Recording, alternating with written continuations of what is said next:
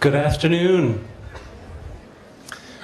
My name is James Record. I am the Dean of Chicago Medical School and so excited about this day that we can share. So welcome to family, to friends, to colleagues, and of course, most importantly, the class of 2020. We're so excited to have you here for this white coat ceremony. And you know, when you think about that white coat, you realize how light and how plain it seems right now in your lap, but the gravitas of all the physician encounters that society understands is really wrapped into that. And so today we celebrate you joining and welcome you into our family, our community as physicians in training. So I will hand over now for Dr. Newton Vadia, who is our Senior Associate Dean for the Academic Learning Environment and who will be the Master of Ceremonies over today.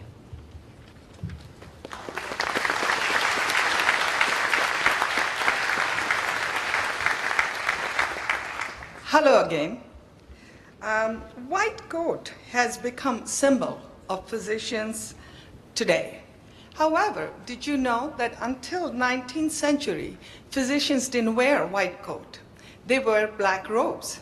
It's only in 20th century when our profession became more scientific, then white coat became the symbol of purity and science.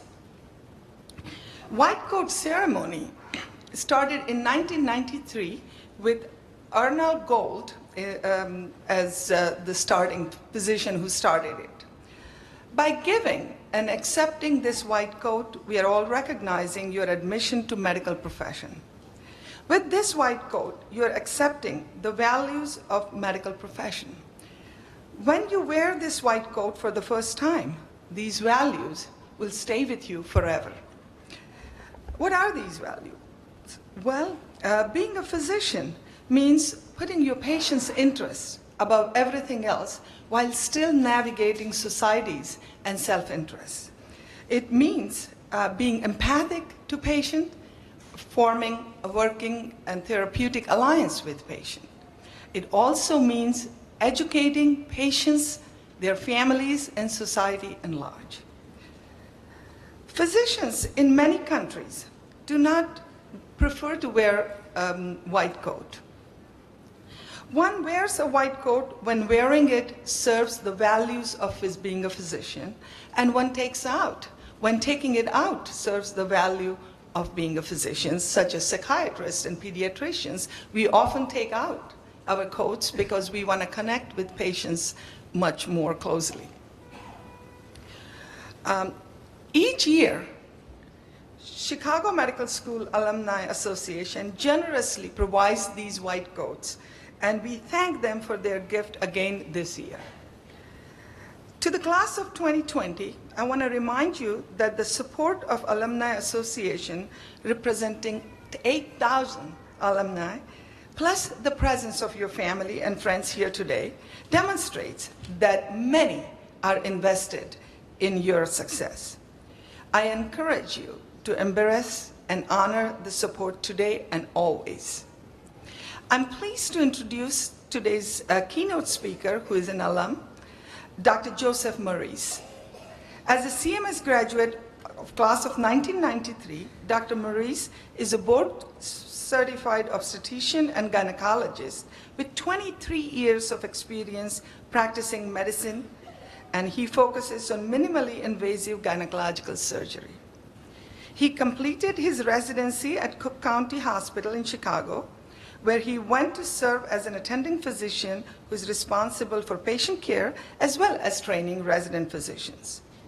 He moved to St. Joseph Hospital and Medical Center in Phoenix, Arizona, where he was appointed as Division Chief of Obstetric and Gynecology. Dr. Maurice currently serves as Director of Division of Gynecology and Director of Minimally Invasive Gynecologic Surgery at Rush University Medical Center in Chicago. At Rush, he is an assistant professor and has served as an assistant residency program director. He's also an associate medical school clerkship director and member of admissions committee. Dr. Morris has published numerous abstracts on minimally invasive gynecologic surgery, and his research centers on chronic pelvic pain. Dr. Maurice Bawal is a loyal CMS alumnus and a frequent flyer at many of student and alumni networking events. He's joined here today by his wife, Jean, and they are proud parents of Christopher and Jessica. Please join me in welcoming Dr. Joseph Morris.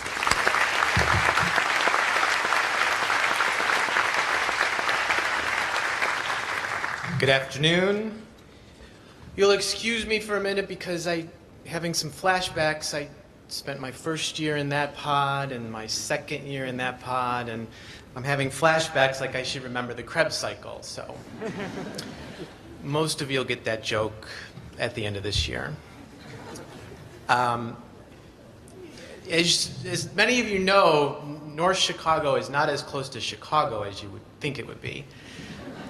And the first wave of panic I had today was my wife and I were getting on the highway, and of course it's raining, and then I'm like, oh my God, we're never going to make it.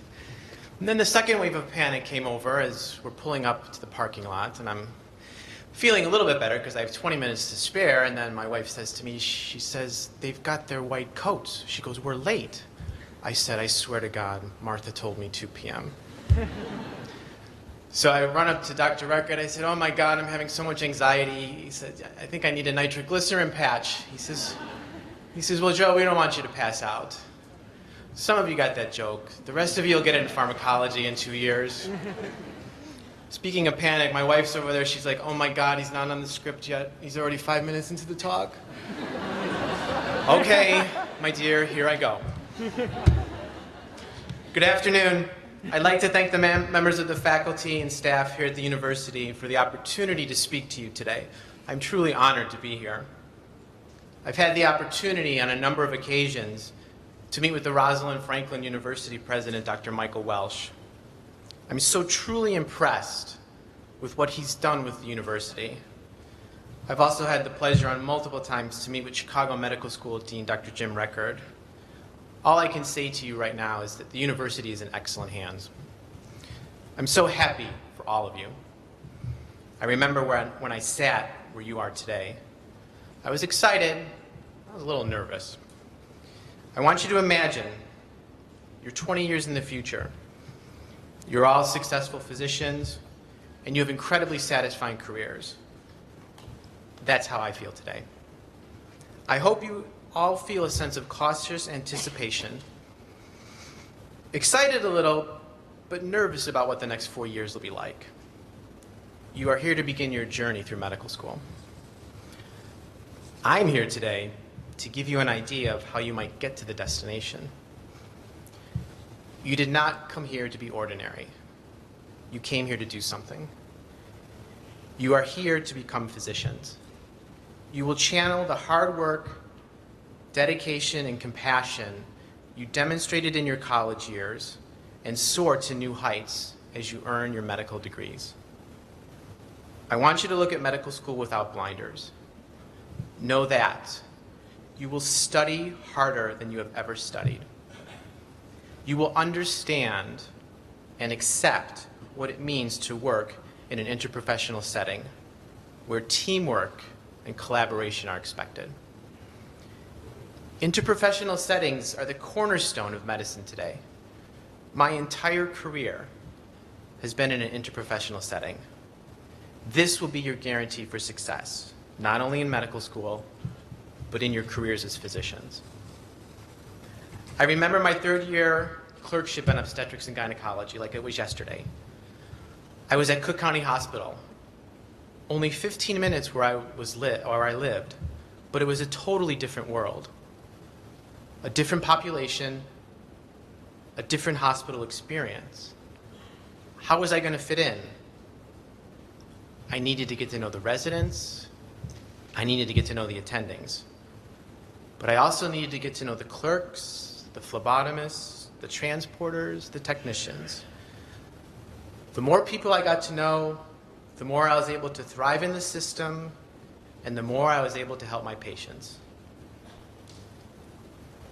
I thrived at Cook County Hospital, and it made me a better medical student. I liked it so much, I did my residency there, and then stayed for another 7 years as an attending physician. Being there made me a better physician. Fast forward 15 years, I'm an attending a physician across the street at Rush University Medical Center, standing for evening report. I was about to take my first overnight shift from the chairman, who was leaving for the day. And before he left, he conveyed his confidence in me. He said, "Well, Joe, you know, Rush can be a pretty busy place." I said to him, "I'm sure it won't be a problem." The chairman continued. He says, "Yeah, you were at County for 11 years. I'm sure you got it covered."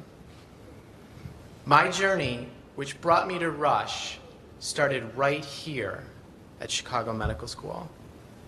That is the type of training you are going to get.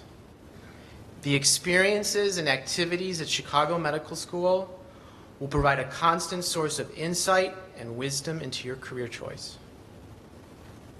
What other advice can I give you? Develop your professional relationships right here. Every job offer I accepted in my career had some connection with a colleague or one of my professors. Physicians value our relationships with other physicians. We thrive on camaraderie. Make it your goal to get to know everyone in your class. Your efforts will be rewarded. This has been my journey so far.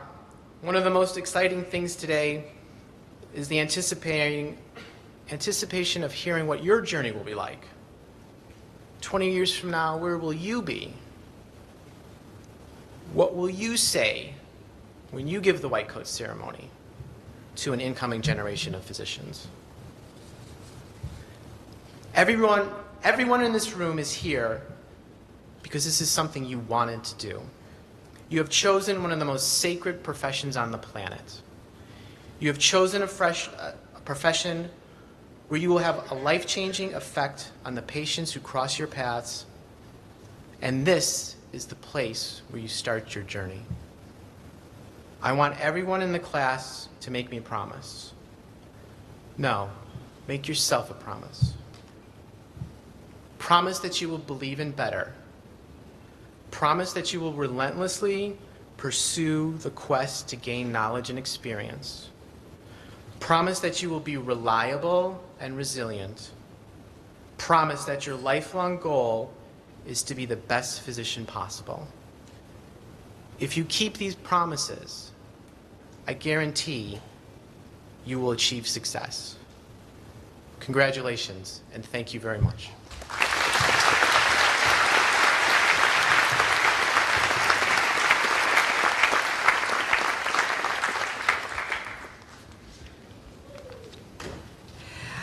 Now I'm going to invite Sohaib Amzad, M2 class president, to speak.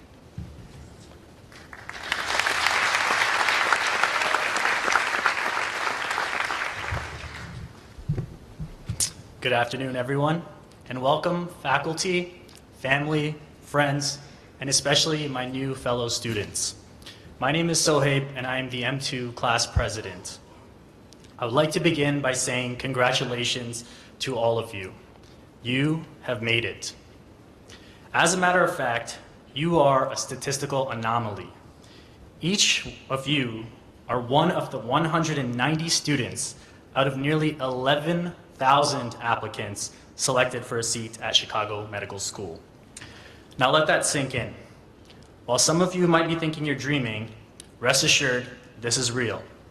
Your acceptance into medical school, your move to begin your careers, and a little bit more unfortunately, you're dead.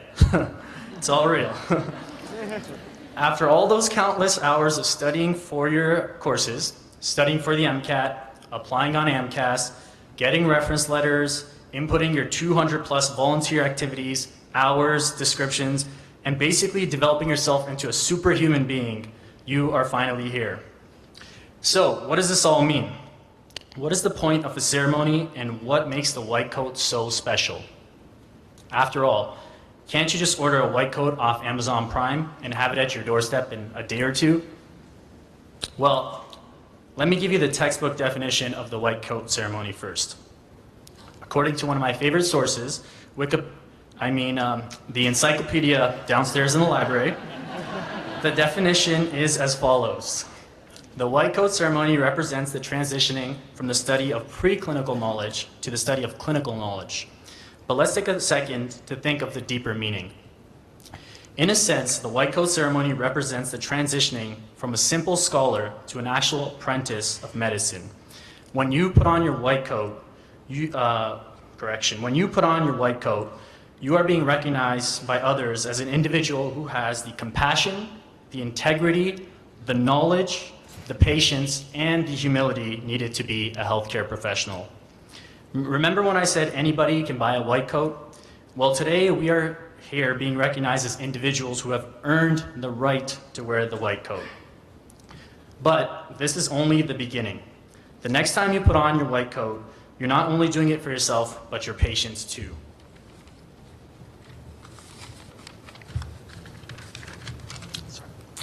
The white coat symbolizes our devotion to ethics, integrity, professionalism, our passion for healing, and our dedication to others. There's little you must do for your patients for them to believe this, but therein lies a challenge for all of you. It is your responsibility to live up to these expectations. You must always remember to exemplify and uphold the value of what it means to be a physician. And most importantly, you must remember that even though you may be automatically given all that reverence and respect, you are not entitled to it. Every time you put on your white coat, you should feel a sense of duty to earn each and every one of your patients' respect and appreciation. You must always be honorable and you must be humble. Along this journey, there will be many times where you're faced with great expectations. You'll be looked upon for answers from many individuals in your life. Your teachers, your patients, and even your family and friends. And while you will excel because of your passion and your dedication, there may be times where you don't know the answer. Just remember, it's okay not to know. What's important is the commitment you've made to the pursuit of lifelong learning, bettering yourself for the benefit of those you seek to help. And even when you give it your best, there may be times where you're overwhelmed. Understand in times like these that you have support. Your family, your friends, and the individual in this tight-knit community at RFU. Make sure to appreciate those who have been responsible for bringing you this far, because each one of us has been very fortunate to have this opportunity. And make sure when you get a chance to pay it forward. To the family and friends in the audience, we apologize in advance for those times we can't be there, but your love and support means a great deal to all of us, and we thank you for that. And remember that at Chicago Medical School, you have many individuals striving to help you succeed. You have an excellent teaching faculty and tirelessly dedicated administration working around the clock to give you the best educational experience. Lastly, you have your classmates. So just take a look around you really quick and observe the faces. These are the individuals you will be spending most of your time around for the next 4 years. All of you have converged from various walks of life, and each of you brings something very special and unique to healthcare. Realize that never again in our lives will we have so much interaction with people of such incredibly diverse backgrounds. Work together to bring out the best in each other, and you'll make this experience all the more worthwhile. To the class of 2020, you are the visionaries of tomorrow. The next 4 years will pass in the blink of an eye, so make sure you enjoy the ride. Hold on to the passion that led you here. Remember those who have helped you along the way, and always be there for each other. You have made it. Now go out there and make the rest of your life the best of your life. Thank you.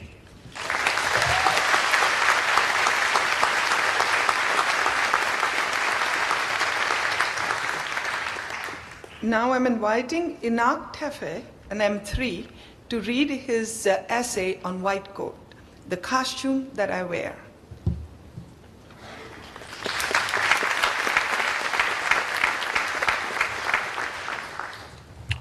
Welcome everybody, family and friends, to my fellow medical students. I was invited here to share with you, I should introduce myself first. My name is Enoch Tefe. I'm a third-year medical student here at Chicago Medical School. I just finished my OBGYN rotation, and I was invited here to share with you a reflection about how I feel about the white coat. And it's fitting to do it here because from the first 2 years of what you call classroom medicine to clinical medicine, I think how I felt about this white coat, wearing this white coat, has been a transformation of who I've become as a person and as a professional in medicine. And I wanted to briefly share with you the reflection about why I called it this costume that I wear. Before medical school, I looked at physicians donning their white coats as a symbol of honor and respect, distinctions afforded to them for their selfless commitment to serve society at its most vital moments of need. I still hold this view even now that I get to wear the white coat. Only now I get to experience and appreciate the process of earning this honor and respect. Even before I get to independently care for my first patient, the burden of responsibility is apparent. The volumes of knowledge I'm expected to command are infinite. The hours I have to invest working in the clinics are punishing. The skills I have to master are complex, part art, part science. As I reach for the peaks of intellectual achievement, I know there'll be times when my patients will be devastated to learn that the white coat does not have all the answers. Perhaps that's why for the past 2 years, my white coat has felt like a costume to me. The countless hours in the library, mastering the crevices of human anatomy, conquering biochemical pathways, and reciting pathologic syndromes. These only deepen my longing to learn how I'll care for my patient when I can't cure their disease.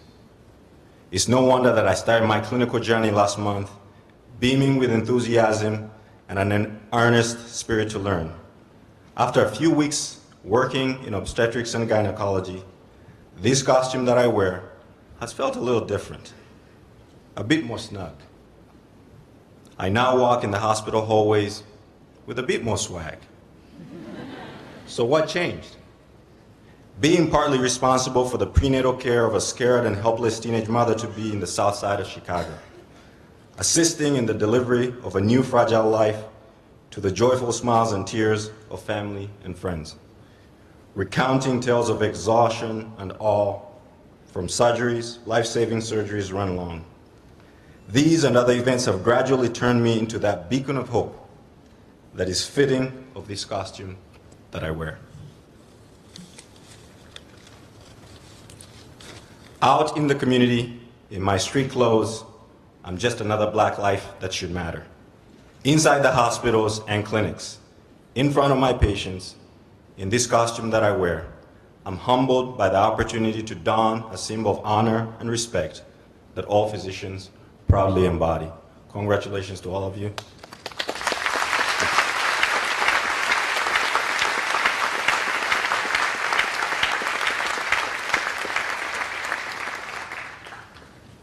Thank you. Dr. Chandragupta Vedak is one of our learning community mentors, and he's representing all the learning community mentors of 2020 in helping you don the white coat. Dr. Vedak?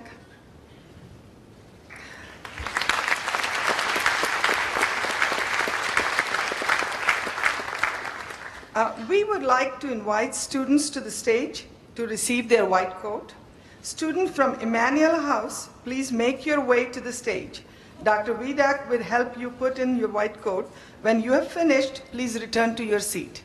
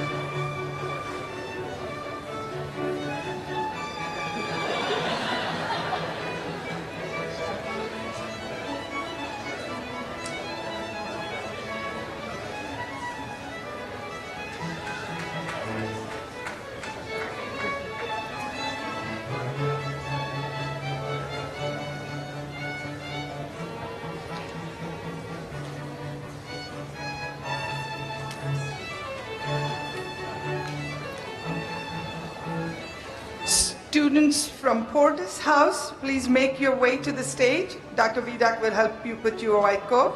When you're finished, please return to your seat.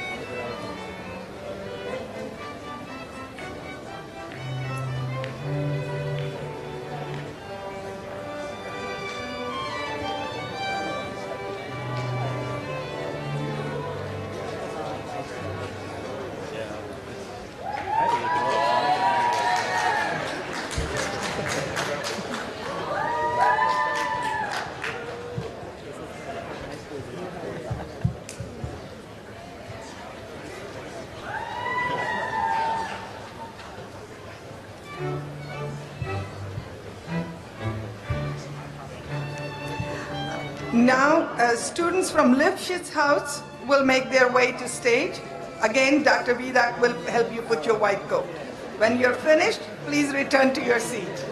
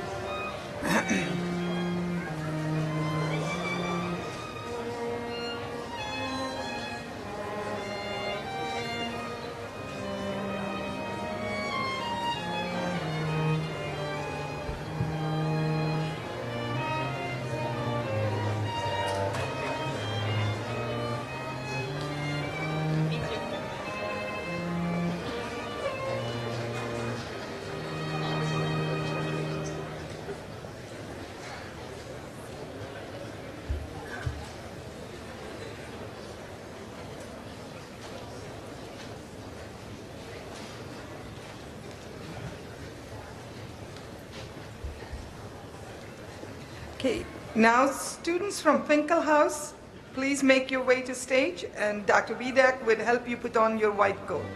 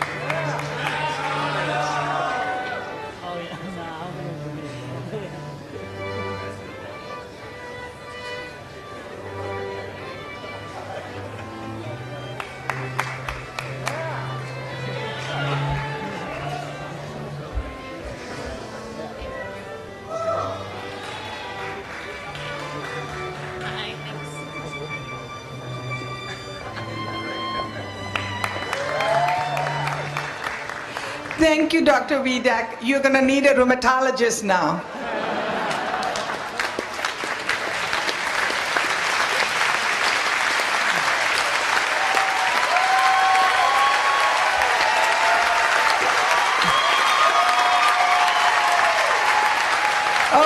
Okay. I'm going to invite Dr. Reckon to have Oath of Geneva, which is one of the most important part of our profession.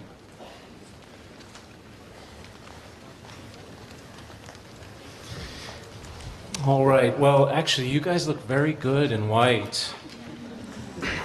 Do I have anybody else that agrees with me? Out in the back? All right. Well, I would ask the physicians in training to stand up, as well as any other physicians on the stage or in the audience, and join me in reciting the Oath of Geneva. I solemnly pledge to the service of humanity. Hold on a sec. Sorry. My apologies. We'll start again. I'll say it and then we can all do it after, okay? All right. So we're all in unison, okay? I solemnly pledge myself to the service of humanity. I will give to my teachers the respect and gratitude that is their due.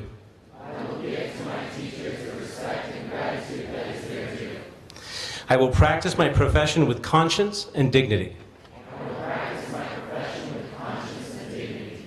The health of my patient will be my first consideration. I will respect the secrets that are confided in me. Even after the patient has died. I will maintain by all the means in my power the honor and the noble traditions of my profession. My colleagues will be my sisters and brothers. I will not permit considerations of age, disease, or disability, creed, ethnic origin, gender, gender identity, nationality, political affiliation, race, sexual orientation, socioeconomic status, or any other factor to intervene between my duty and my patient. I will maintain the utmost respect for human life. I will not use my knowledge to violate human rights and civil liberties. Even under threat. I make these promises solemnly, freely, and upon my honor. Congratulations.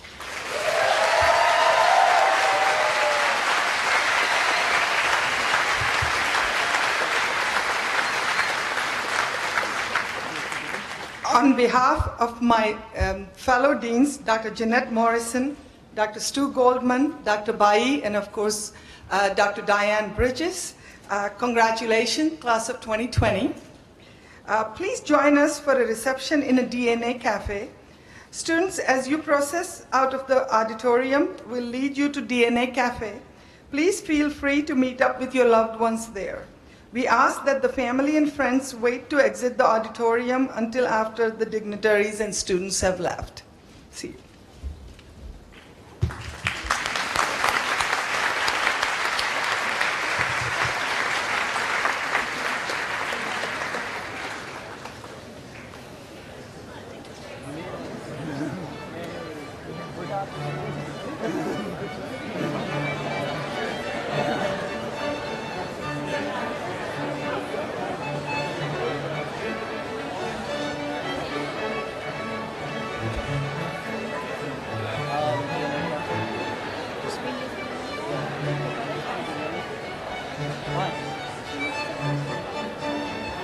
yeah, we can take pictures of them.